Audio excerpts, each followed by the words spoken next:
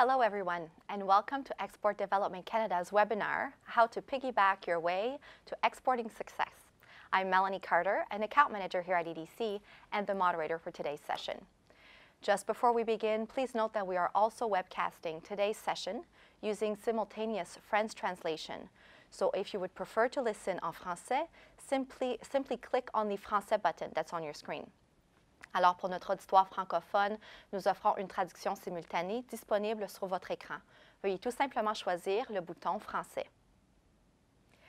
For those of you who are not as familiar with Export Development Canada, or EDC, I'll just mention that we are Canada's export credit agency. EDC helps Canadian companies, both large and small, from all sectors, to respond to international business opportunities. Each year, we help more than 7,000 Canadian businesses dealing in more than 200 markets worldwide to prosper and grow.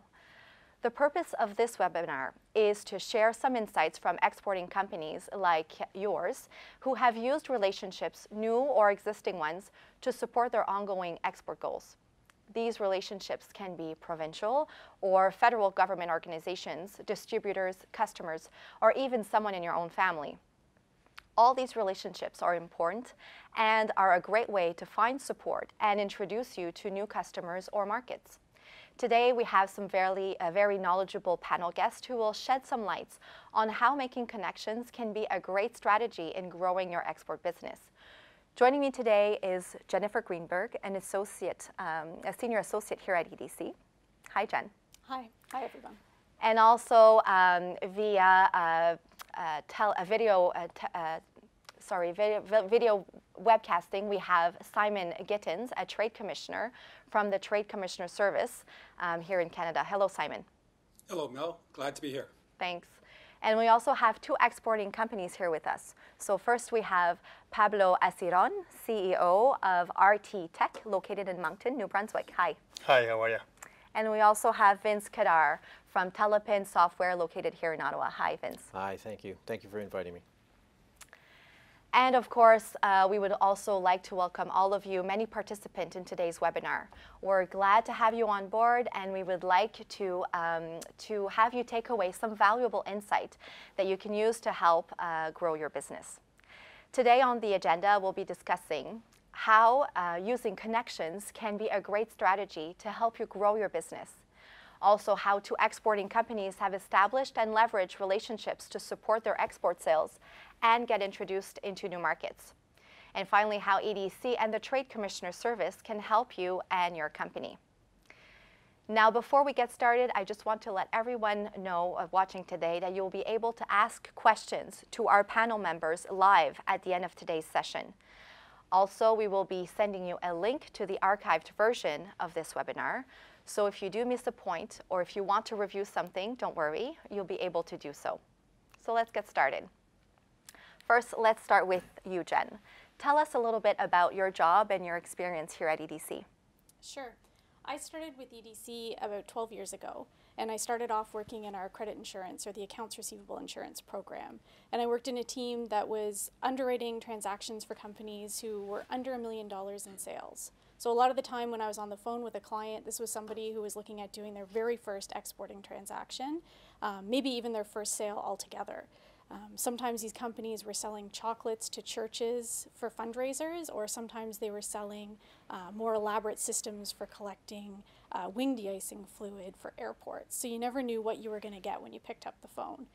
And it was really rewarding because as you'd work with these companies, you'd see that when we go in and we could give them the information they needed to understand who they were selling to and help them protect their exposure when they were selling on that first transaction. Mm-hmm. But what I liked the most about the job was talking to the clients. So I moved into BD, where I was an account manager, and as companies started to grow, I was able to help them with their financing and working capital. And where I am now, for the last few years, I've been working still within BD, but what I do is I go out and I get to understand what capabilities Canada has in the tech space, and then we sell those capabilities abroad. So we look at our international financing clients and try and match opportunities and actually create more trade opportunities for Canadians. Very interesting.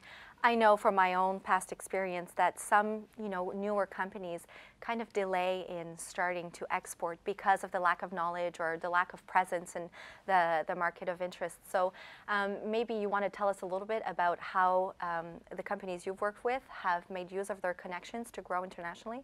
Sure. One of the first examples, a broad example that came to mind when I thought of this was if you look at Canada's automotive sector, you look at how it evolved, and we have this cluster of companies that do automotive parts, tooling, die, all supporting the automotive industry, and they're all located in Windsor because all of the making in North America was in Detroit. Mm-hmm. But now as everything moves into Mexico, companies are left deciding whether or not they lose a customer and stay put, or do they make the move to Mexico? And it's interesting because I don't think there's too many other industries where the decision's made for them. Yes. The market was chosen, and now they have the option to either move, and they actually have a bigger opportunity in Mexico as more OEMs move to the space. But it's sort of interesting to see, do you follow your customers, in which case you go down, you make the investment, and that same network, that same value chain or supply chain you were working in Windsor, that same supply chain exists in Mexico. Another couple weeks ago, I was working with the Trade Commissioner Service. We brought in a delegation of Brazilian companies that were looking for new Canadian suppliers. And on the last day of the matchmaking that we had done, I was speaking with a guy, and when I was trying to figure out exactly what it was that he sold and who he would sell his product into, he was explaining it was a piece of monitoring equipment, and it could be sold to a number of different industries. And to try and make it easier for me, he said, well, you met with another company on the Monday of the matchmaking. They do the software, they do the analytics that go with my hardware. So we tend to work together. Where they go, I go. Where I go, they go.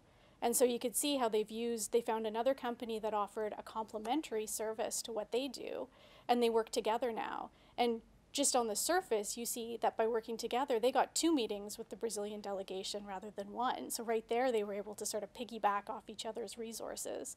And then they're able to offer a more complete solution. So these were both fairly small companies, but by working together, rather than offering one component, they're able to offer both a software and a hardware solution. But if you start to think a little bit about what markets you're looking at, could you imagine if an opportunity came up for you and it was in your hometown? Would that be exciting? There's an opportunity for you to now use work to travel somewhere where you want to go, mm-hmm. or travel to somewhere that you need to be traveling to anyway. And a few years ago, when I was an account manager with our small business clients, there was a company I worked with for probably 2 years. And I would say, this was a service that they were offering. Their sales volume were very, very, very low, maybe only 1 or 2 contracts a year, and they were tackling India as their first market. And internally, we sort of talk about how much investment's required to go to India. You need to be able to have money so that you could probably put in 18 to 24 months of trips into market just to negotiate the contracts and build the relationships that you need. And so it's not often that you see a company that tackles India right off the bat. Exactly. But this company, it was run by a husband and wife, and they were both Indian. And when we had a meeting one time with the husband, he was explaining how his wife was in India working on their next contract. And while I'd been sort of trying to understand why they were putting in so much time, he explained this was their goal, was to turn it into a full-time business. At this point, it was almost like part-time. But they were thrilled because they were making enough money to be able to fund 2 or 3 trips to India a year, and they were able to see friends and family. So sometimes there's opportunities to look at maybe your own hometown. Maybe it's the hometown of a vice president, somebody in BD that works for your company. But if they're happy to take the trip, you've got to put in a lot of time to build these relationships. So if you can enjoy it, makes it that much better. Absolutely. Thank you so much for that information. Obviously, even personal relationships help you grow your business as you're starting off, for sure. Now, Simon, for those who don't know about the Trade Commissioner Service, can you talk a little bit about TCS and how you support Canadian companies? Certainly, thank you. The Canadian Trade Commissioner Service, for those who aren't aware of us or would like to become aware of us, we are the largest network of professionals within the Canadian government working abroad. We also have locations here in Canada. which is often a starting point for companies. They can go to the Trade Commissioner's office situated across the country and get information to help them decide their next step.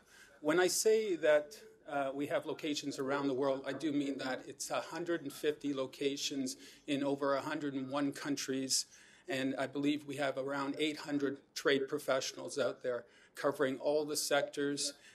So we are everywhere you want or should be. One of the things that we do, did I mention that we do not charge for our services? Our services are free for Canadian companies. Our objective is to increase Canada's commercial footprint abroad. And to do that, we offer 4 what we call key services. The first is actually preparing for export, understanding what your product or service is it ready for a specific market? What is the value? What is the thing that makes your let's call it a widget, but what makes it value competitive? How can you out-compete the others who are selling similar or products that do the same thing? So that's preparing the market. We also provide something we call key contact services. This is privileged access to decision makers in foreign countries. The people who are deciding, they're in the supply chain and they will say, yes, we are looking for a particular product. Our trade commissioners around the world are constantly sourcing this, looking for these individuals, finding out what they're looking for, and then relaying it back to the trade commissioners in Canada. And what we do is we just sort of join. It's a matchmaking. You probably hear that a few times this afternoon, but it is simply that. We're trying to get your products and services into foreign markets. One of the things that we do also offer is called problem solving. And as it sounds, working internationally does present some challenges. And we have people on the ground who have the experience. They know what they're doing and are there to help you. So I do encourage anybody that's currently working abroad or planning to contact the trade commissioners. And we're here to help you. Thank you so much, Simon. It definitely helps our audience to understand the role of the TCS and how you guys help Canadian companies. So let's move on to our 2 exporting companies. So let's start with you, Pablo. Can you tell us a little bit about RT Tech? Yep.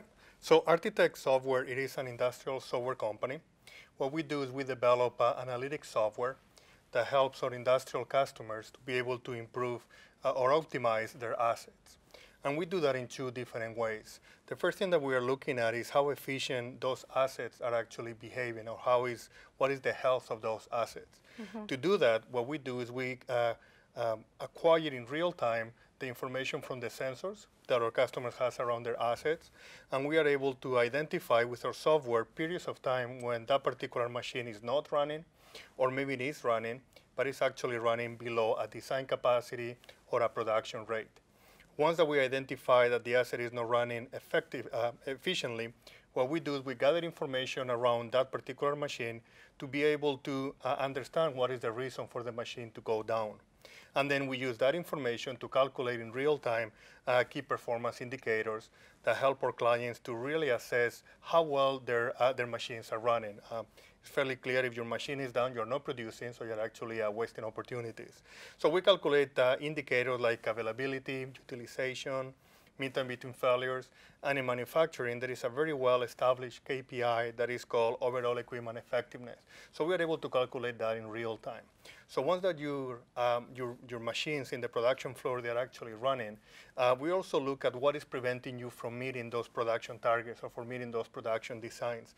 And at the end of the month, our customers have reports that help them assess what do they need to do, what do they need to change in order to be able to meet those production targets. So once that the machine is running and they are actually meeting the production target, what we help our clients do is reduce the amount of energy waste that they use in their process. And we do that again, by using the historical data that we collect in real time to be able to build targets. So we build equations that is able to tell us how much electricity this machine should be consuming at this given time, looking at any of the factors that can influence the amount of electricity that it needs, or how much steam, or how much oil. Then we put those targets in real time, we put them online, and then we calculate or we compare what should be the energy consumption that the target is telling us that it should be against the actual one. And when there is a big deviation, that is an indication that there is some inefficiencies in the process that is causing our client to spend more money in electricity or in oil or in steaming energy that they should be using at that given time. Excellent. So I understand that you do business in about 14 different countries, Yes. correct? And Yeah. that represents how, what percentage It's of your around total revenue? 85 to 90% of our revenue comes from international or export markets. And was the international market always a focus for you from the beginning? Yeah, I think we started working very closely with some of the partners that we have. So from the technology perspective, our product is based on the world leader in what is called real-time historian. So this is a piece of software that connects all those different machines and make all the data available. So that partner called AussieSoft, they have clients in pretty much all over the world. They have over 15,000 installations. So we were able to use the sales force to introduce us to some customers in different parts of the world. Recently, we also signed another big agreement with Emerson Process Management, and they are also taking us to other parts of the world. So this is one area that we focus. We let our clients, actually our partners, and also our clients, right? You do business with a particular client in an area of the world, and they are taking you to different areas because they have operations over there. But also, we are starting to look at strategic areas of the world for us for growth. And one that we decided to move recently was the Middle East. So when you first start looking at the Middle East, it is a little bit scary, right? You hear that it's very different the way that you do business. And big markets, lots of opportunities, absolutely. of course. Yeah. So what we try to do is we try to see what is available for us to be able to help us get into that market in a more effective and a more faster way. So through the relationship that we have with the EDC, they actually introduce us to the trade commissioners. And I normally refer to them as the best kept secret in Canada, right? As Simon was saying, it's free services that any Canadian company can actually tap into.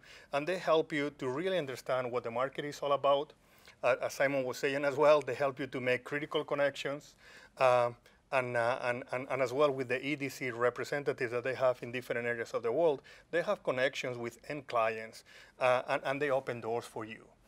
Also, when working in the Middle East, specifically in Saudi Arabia, it takes a long time to be a vendor for one of those large companies. So if you're trying to get into Saudi Aramco, it can take anywhere from 6 to 8 months to become a certified vendor for Saudi Aramco.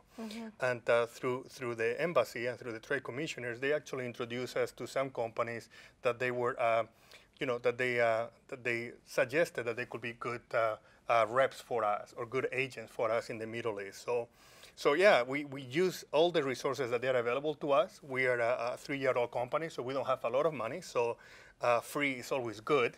And it helped us to really shorten the amount of time that it took us to be able to go into some of the other areas where we are right now. So to use the title of this webinar, you definitely piggybacked on relationships to grow your business. And every time that you contact them, they're always very eager to help. It's not like you are a bother to them. That's what they told me, that's their job, right? They're there to help Canadian companies to be able to do more exports and to be able to grow. So it is a great partnership between us, the end users, and the different help that we have through the trade commissioners and EDC. Absolutely. So is there a tip or a piece of advice that you'd like to leave with our audience today?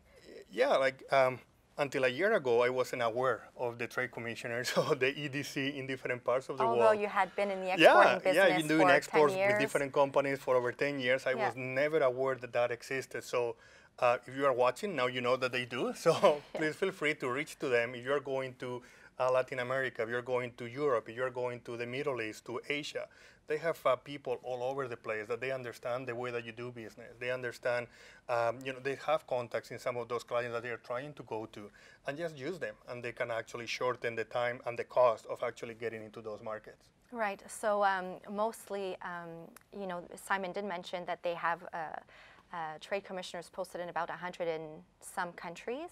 EDC also have Yes. International representation in about 20 countries or so, and we mostly focus in the international or emerging markets, sorry.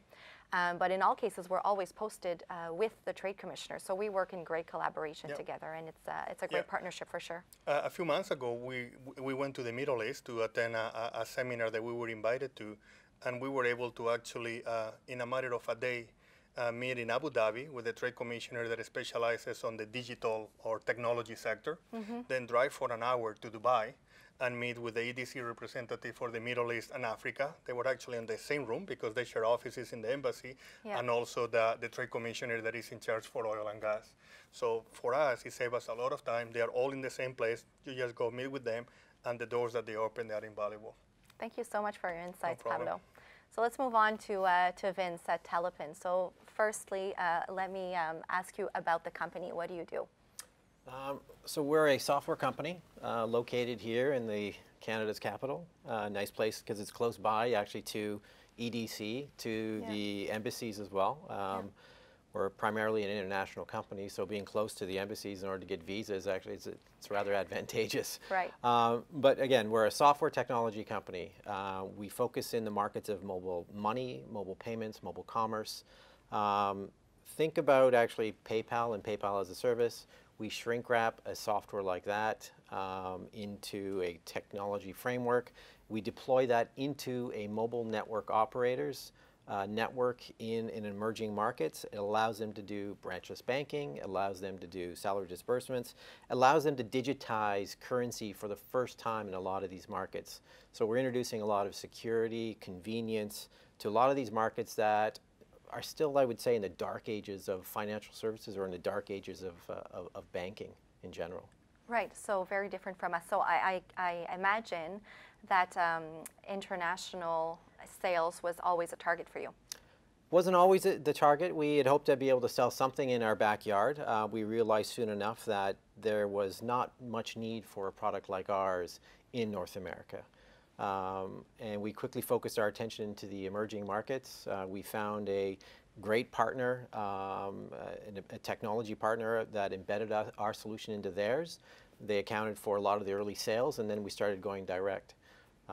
That's great testament, in fact, that as an entrepreneur, you need to be quick on your feet and you need to adjust to the market of interest and to what the buyers are definitely looking for, right? Definitely. So tell me, given that most of your sales are international sales, how have you been making use or leveraging connections and relationships to be able to grow on the international market?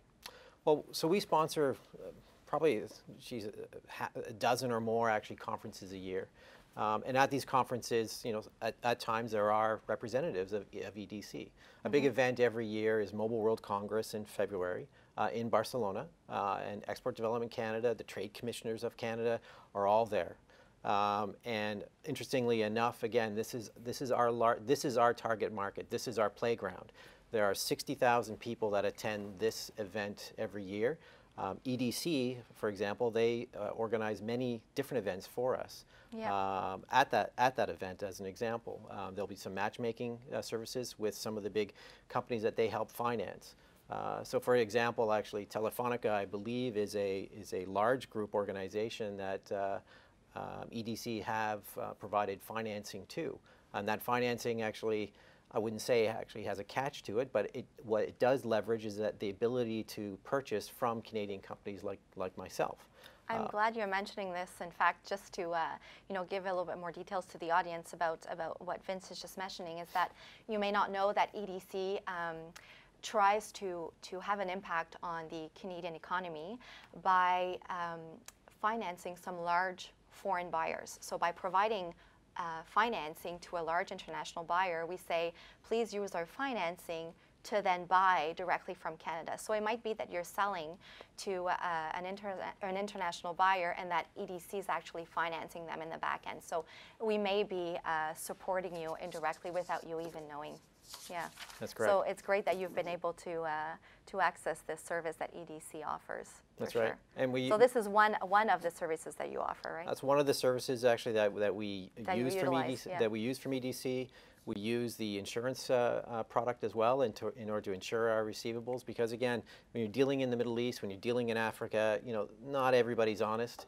And it's very, at times, difficult to get payment. So ensuring your receivables, at least for us, was actually very important. And we can always tell our customer at that point in time as well, is that if you're not going to pay me, you're going to be paying somebody else. So it'd be better to pay me versus actually bringing in my big brother in order to pay later.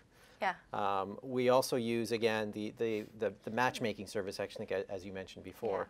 Yeah. But we call upon, actually, EDC to get us introduced to the trade commissioners in each one of the markets. So when I go into a opportunity or a customer meeting in certain parts of the world, I will bring in the trade commissioner from the embassy there. They will present alongside me as far as, well, what does Canada have to offer as far as these facilities?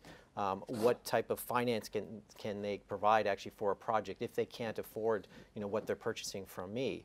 But more, it's to sell the credibility of Canada. Right. Because Canadian companies actually, and it unknown to me or now known to me, is that we are held in high regard for our quality, for our deliverable, and just actually for the people who we represent. And that actually goes a long way. And so the red carpet gets rolled out when a trade commissioner comes to a meeting with you, and the CEO of that organization will attend the meeting.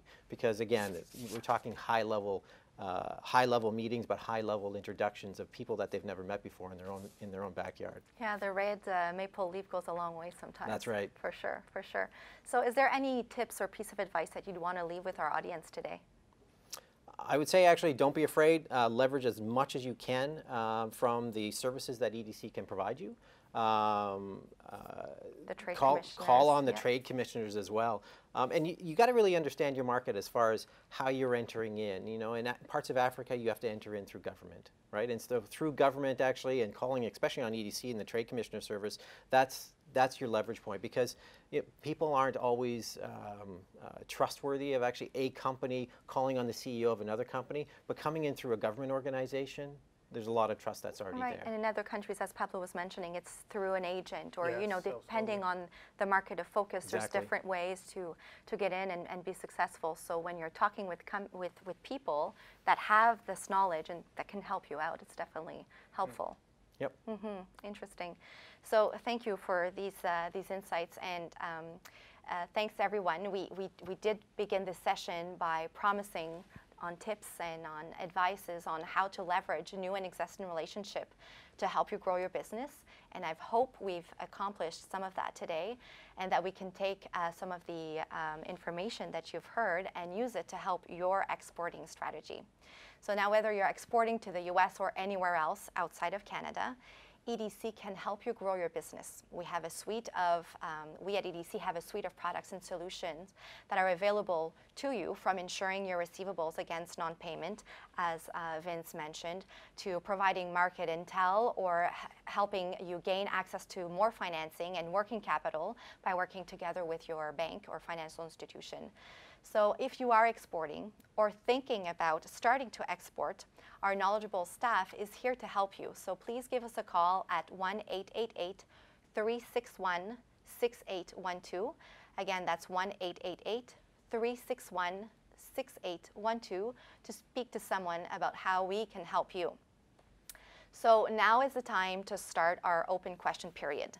We'll try to squeeze in as many questions as possible. So if you would like to ask a question, please click on the Q&A button on the lower left-hand side of your screen. So let's begin. Let me see what we have first.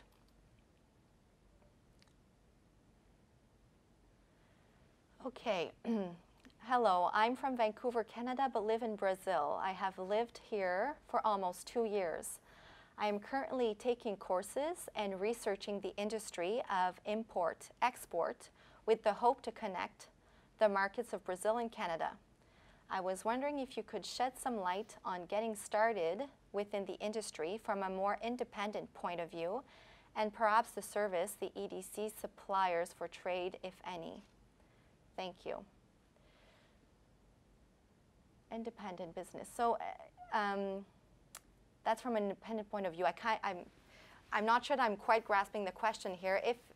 if you are a Canadian business, registered business, there's multiple ways for EDC to provide support, definitely, and it may be the same for Simon. I'm not sure if it's on a personal level that there's as much as we can do. We're definitely here to support registered Canadian businesses, but Simon, is there any light you would like to shed on this question? Well, Melanie, I agree with you. The emphasis is on supporting Canadian businesses.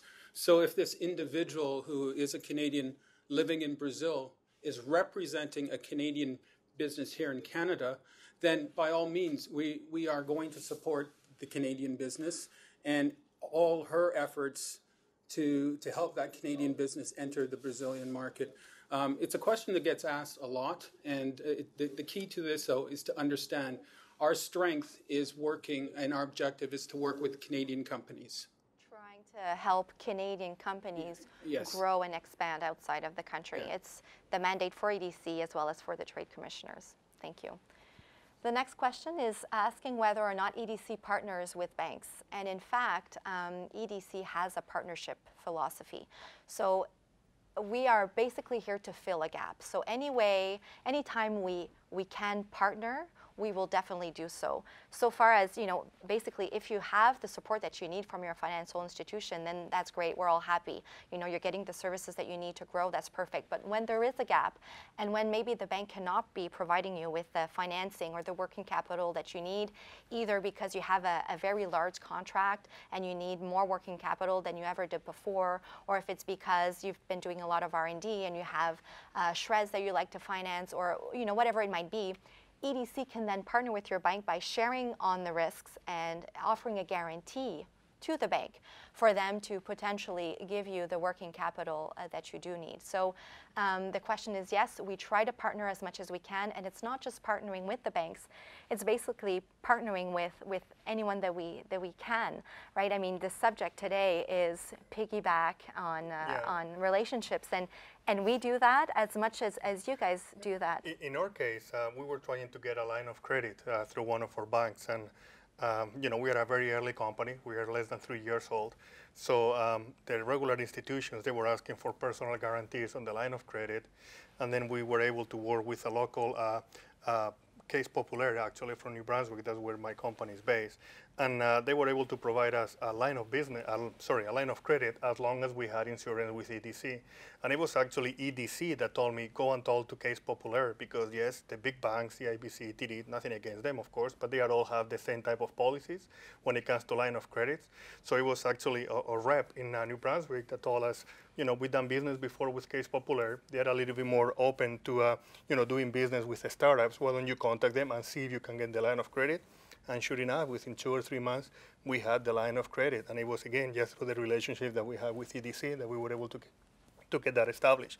And it's a partnership between, EDC, Case Populaire in this case, and ourselves to be able to give us the line of credit that thankfully we haven't had to use too much, and that allow us to continue doing what we did. When you're a startup company, you need to prepare for the worst. That's a great example that you just gave here, because in fact, you need to knock on doors. Yes. I mean, it's creating new relationships. It's creating new contacts, because you just mentioned in some cases financial institutions weren't ready for you just yet, and nothing against them, obviously. I mean, throughout the financial crisis in 2008, 9, 10, the reason why Canada kept strong is, partly because of our great financial institutions. So, but if they're not ready, there's always other financial boutiques institutions, or in this case, Desjardins or Case Populaire. So, as a partner to most financial institutions, we can definitely work with them as well. So the next question is, as a small business, how to go about getting new customers? Where do you find them the most? Would it be trade shows? So do you have experience with trade shows? Yeah, I will tackle it. For us, it all depends on the trade show, right? We tend not to go to very generic ones. So, we sell in manufacturing, but we sell reliability products. But if you go to a manufacturing reliability conference, it doesn't seem to be the best target for us. So we try to focus on, maybe shows that they don't have the biggest audience, but that the audience is very targeted to what we do. Right. So I mentioned before we have technology partners like AussieSoft. So we go to the AussieSoft conferences because all those people that attend, they are actually prime candidates for my products. They may not get the thousands of people, but I'd rather talk to a few people that they're actually going to buy than to talk to a lot of people that they are not going to buy. So I don't think there is a magic formula how to get clients, but of course, your own inside sales, going to conferences, word of mouth, everything helps, absolutely. Vince, any words to shed on that? For us, we sponsor many events throughout the year, at least 13 to 15 roughly. And again, they're boutique or very specific targeted events. The only, I think, large generic event would be Mobile World Congress in Barcelona.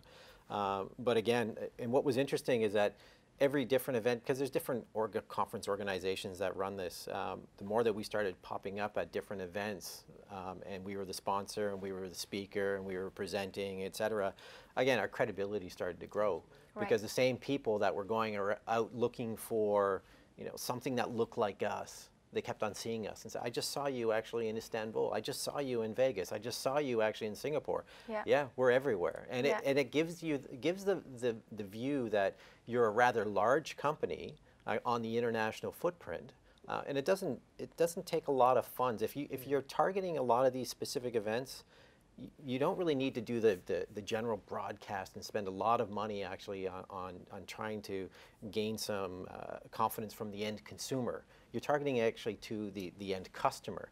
And oddly enough, like my marketing organization, they thought we were crazy when I said this is a strategy that we're going to carry forward. Right. And 5 years later, she said, I thought you were nuts when you said this is all you wanted to do, but you've achieved your objectives actually on a very small budget, where other companies actually just seem to take a blanket approach in order to just create a broad message that nobody really reads.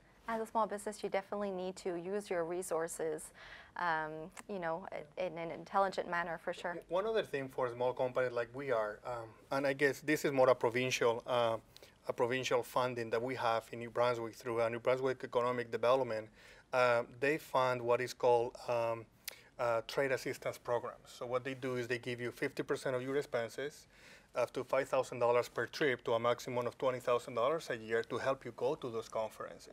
So if you have a booth and it costs you $5,000, and you have a registration, hotel, and you have air tickets to buy, in New Brunswick, I'm not familiar with any other province, New Brunswick Economic Development, they give you that $5,000 per conference that you go up to a maximum of $20,000 a year that we use from day one. We've been using that. And for a small company, $20,000 of free money, it actually goes a long way when trying to actually market and show your products to larger trade shows. So, you kind of show yourself being bigger than you really are. So take advantage of that and try to find out if there is anything from the provincial level as well. Yeah, I was just going to say, I know of, I'm an account manager for Ottawa and the surroundings, so I know Ontario, of course, and we have similar programs in Ontario to offer this, and I would assume that most provinces have something similar to that. You're nodding your head, Jen, so.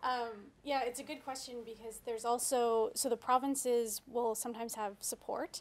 The provinces also sometimes will organize missions to trade shows. So when you're new and you're just trying to get a feel for whether or not an event is going to be a good event, you can sign up for these missions. A lot of the time they've got some funding to help subsidize your travel costs, and then they'll put together an entire agenda for you. So sometimes it'll be a group booth with a bunch of other companies from the province.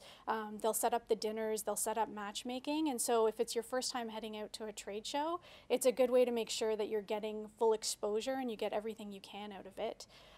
The government also puts a lot of money into some trade associations in a lot of different industries, and when they organize missions, it'll be similar, where they'll pick an event, they'll set up some matchmaking, they'll set up some meetings, maybe get some booth space, and again, because they've got the funding through the government, then they're able to offset some of your travel costs. There was, I think, probably even within the last month, in the Ottawa Citizen, a list of all of the trade associations that have received funding. So if you look to that list, then you can figure out who's going to, if they're planning a mission, where you might be able to get some of your costs offset.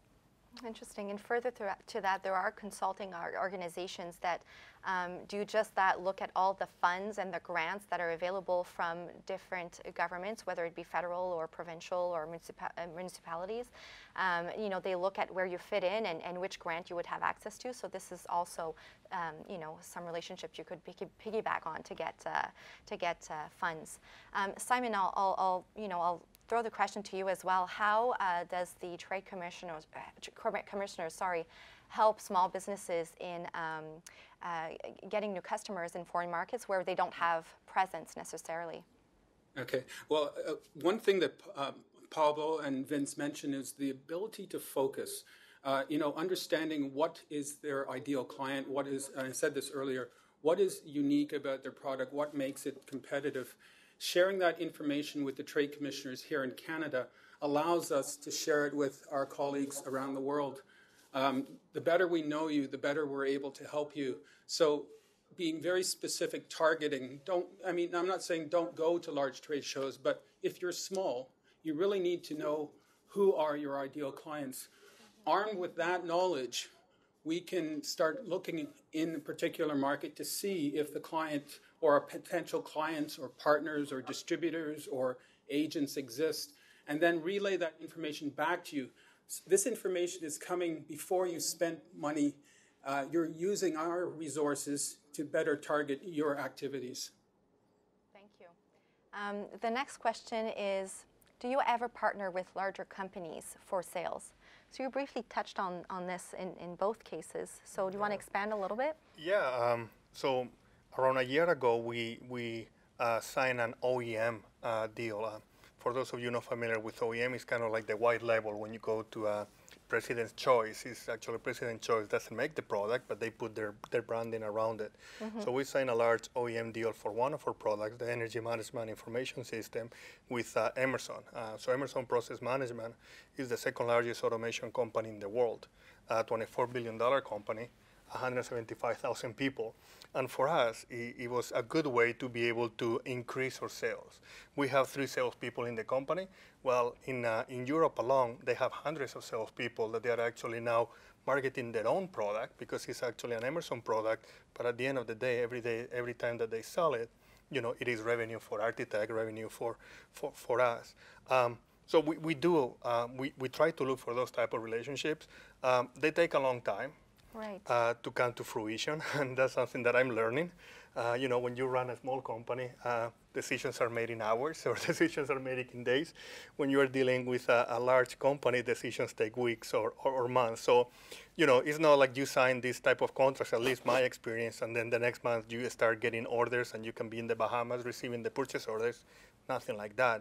But, you know, it is a way to be able to, you know, be a larger company, be able to expand your sales force without actually costing you any direct cost. Mm-hmm. And also for us, what it does, it gives us validation to our software, right? We can continue selling our software, and now we have the validation of a large company saying the software is good enough to be able to be the Emerson Energy Management Information System. You make yourself look even bigger. Yeah, some people call it the blowfish effect, right? So be able to pretend that you are bigger than you actually are. So.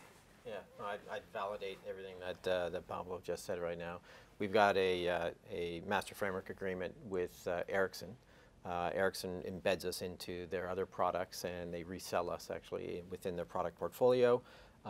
We've got another relationship with a company in Thiel in the UK called Decision, same thing, and a small company that was out of Ireland that happened to be just purchased by a Canadian outfit called Ginny Software, but was just purchased by a company out of Toronto called Enge House.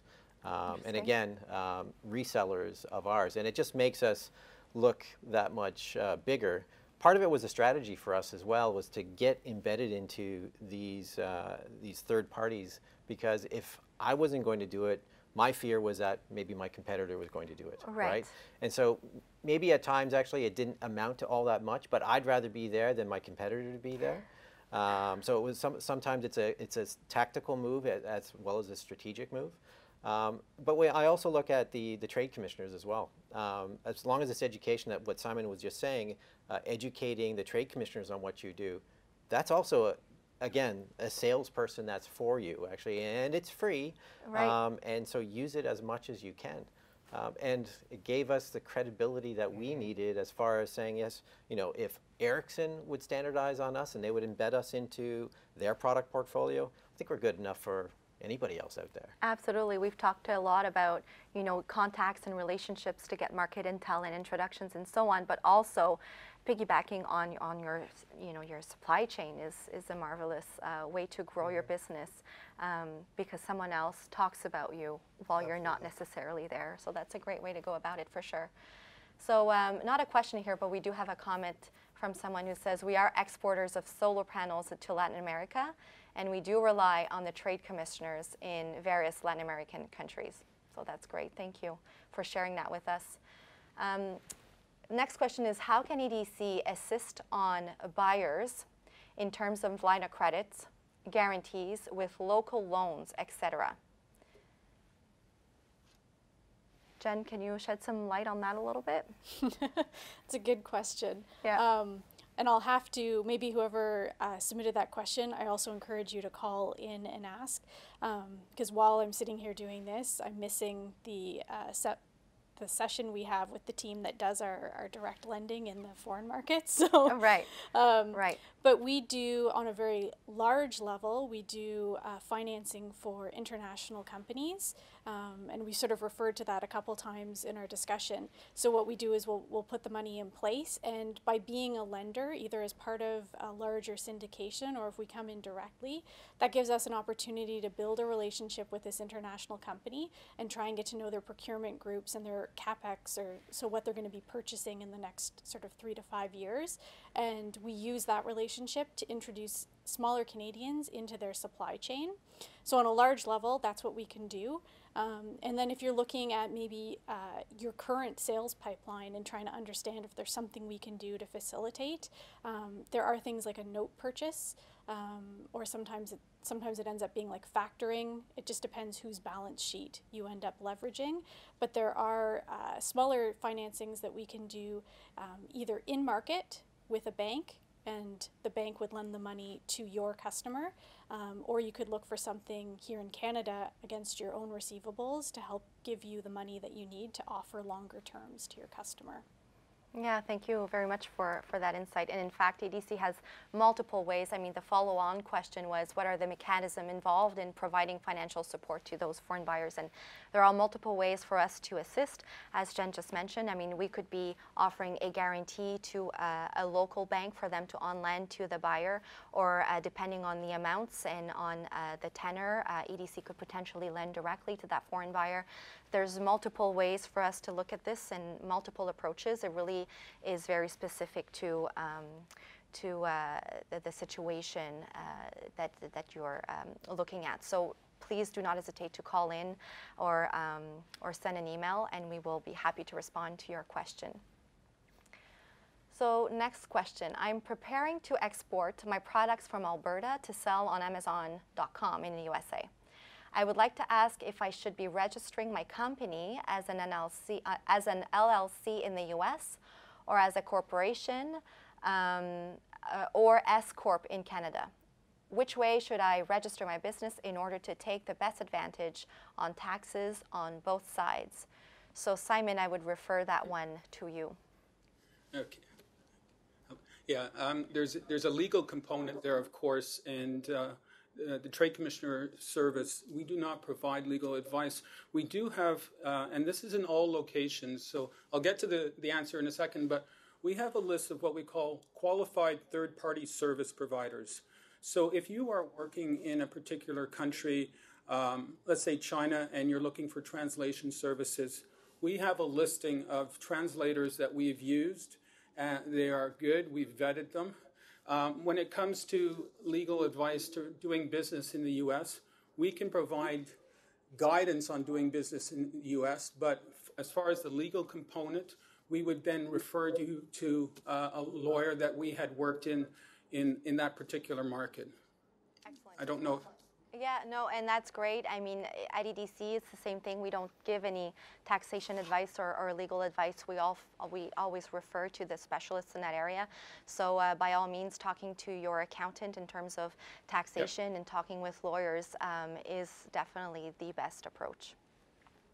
So next question is this. I project to export my products in Senegal and would like to know if the sale representative service is present over there. So probably asking if there is representation from the trade commissioners in Senegal. And the answer is yes. We have an office in Dakar. To find out where we're located, the best way to do that is one of two ways. One, to go to www.tradecommissionerservice.gc.ca, and that will give you, users can go onto the site, they can pick the sector that they're interested, and they can pick the country, hit the submit button, and you will get the name of the officer in that country responsible for that sector and how to contact him or her. So do you suggest that you go directly to your foreign representation, or do you, I mean, in terms of logistics there, or do you prefer that they connect with the domestic trade commissioner first? As a best practice, I would suggest they connect with the domestic trade commissioner. That person can help with maybe some of the preparation, explaining how we work in more detail than we are talking about now. And maybe there are other markets. So you're in Senegal, but maybe there's a neighboring territory where the product might also be have an advantage. So instead of just focusing on one, we might be able to give the advice to say, you know, that's great, but we also heard about an opportunity in, you know, I'm not going to say a particular country, but it just helps spread the marketing word. Right, and then again, the company might be calling in to get information on a specific country, but as they're calling in to the trade commissioner located in Toronto, for example, they may get so much more information that's beyond their, you know, their market of focus. Yeah, That's no, great. definitely. Thank you. So the next comment is, well, starts right by saying great insights. So perfect, that's what we're here for. We're happy that you're liking this conversation. So they say we're a food manufacturer, a bakery in fact. How does strategies and realities compare to other sectors like your guest? Any example you were part of that you were exposed to? I mean, our services are offered to any type of companies, and it might be services companies, software as a service, but I actually, myself personally, have worked with a company that is also a bakery, and that was selling their cookies to, I mean, the Loblaws or whatever of Australia. So, you know, we see it all. There's solutions to be offered to any of you, really. Even if you're a startup company, EDC has solutions for you. Not necessarily in terms of financing, because again, we mostly work with your financial institution, and they will often not be ready until you've had a couple of years in business and with revenues. But in terms of making sure that you get paid when you offer payment terms to your buyers, we can do that right from the onset. So if, for example, you have a contract in, you know, let's use my example, in Australia, and the company that you're dealing with is asking for payment terms of 30 days or 60 days, you know, as a startup company, to ship off $50,000 worth of goods and hoping to get payment is not necessarily the best approach. So if you get an insurance that protects you against any loss, then definitely you're feeling confident in selling on payment terms, and it helps you create or establish a relationship with your buyers from the onset, right? So you know, you gain credibility from being able to offer payment terms from the get-go. So our coverage is typically 90%. So if you ship $100,000, we cover you up to 90% of your shipment if you don't get paid or if your customer goes bankrupt. So definitely a solution that is accessible to a startup company. And as I mentioned, we have solutions for basically any Canadian companies doing business abroad. So please call in if you want further information. Our account managers will be more than happy to talk with you. So next question. I run an environmental consulting company and have been servicing Canadian federal government, like Environment Canada and Fisheries and Oceans, for around 17 years. I am interested in doing business, providing similar services internationally and with other national governments, as well as large non-governmental organizations like United Nations and World Bank. How could the EDC and the trade commissioners help identify contacts or develop relationships? Definitely by calling in. I mean, it sounds like you have a great plan already. You've been in business for 17 years. You already have great customers. So calling into EDC or to the trade commissioners will help you find out what we could do more for you in terms of focusing on one or two export markets to start with, maybe. Simon, any comments you would like to add? No, that's exactly what I would have said. I mean, meeting with us so we understand how well you've done and what has allowed you to continue for 17 years successfully will help us identify where else you might be able to apply your solution. So yeah, just reach out to us. We're there for you. Excellent. Melanie, I'd like to put a comment Please on do. that one as well, because I know that at times, like I've been in here with working sessions with EDC, with the account managers as well, where we had a 1-2 hour workshop. And it's just to go through as far as, let's identify, again, the markets that you want to go towards. Does EDC have any representation there? Does the Trade Commissioner Service have any representation there? And then specifically, let's put together a list of named companies that you're targeting. Because at times, EDC has provided financing, and not everybody knows everything in the entire Rolodex of all the financings that they've provided to these companies. Right. They'll start doing research for you, right? To say, well, we've provided financing to company A, B, C, and D, and that was worthwhile, at least for me, but also for them as well. And that's just, I guess what I'm trying to say is that just don't throw everything over to EDC and say, help me export. You've got to do some homework yourself to say, this is the market that I'm going for, looking at. Here are the exact companies that I'd like to be able to target. Can you help me get into these companies? The more focused you are, the better it is for anyone to help. That's true. I mean, for us to understand the capabilities, I mean, you need to have some focus, and if it's too broad, then it becomes a little difficult, and then our information to share with you becomes very broad and not as helpful, for sure. Yep. Yeah, thank you. Une question en français. Donc, je songe à faire de l'exportation de mes produits vers le Sénégal. Oh, in fact, same question as before, I think. So I'll skip to the next. We're looking to distribute in Europe and Asia with different partners. What's your recommendation for vetting potential partners on their claims and financial solidity? So Jen, do you want to address this? Well, I think we've sort of alluded to this a lot in our discussion. It's about building those relationships. So if you're considering some partners in Europe, I think you need to prepare to put in the time to make some trips over there, have some meetings, use the Trade Commissioner Network. We have representation in Europe as well, so depending on the industry, we may be able to help get you connected. But it's taking the time to get to know these people. We can help with, I guess, initial information. We can do credit checks. If you were to do something like insurance on whether or not that distributor would be covered, that gives you some sort of indication of the financial capacity. And maybe if you wanted to try almost like a test order with them, have that insured, and then you have the comfort of knowing that if anything goes wrong, you're covered, and then you can build the relationship from there. When you get the insurance, it's completely confidential, so it's not like your distributor or the partner you've chosen would ever know that this was happening in the background. Exactly. Simon, any insights on that? It's actually something we're seeing a lot more thanks to the internet. We were having Canadian companies being solicited by foreign companies from all parts of the world, and they're going, who is this? Who are they? Sometimes the requests seem too good to be true. Right. And that's one of the services we do. We will, check out the potential foreign buyer and report back to the Canadian companies. So it is a service, and we encourage people to use it.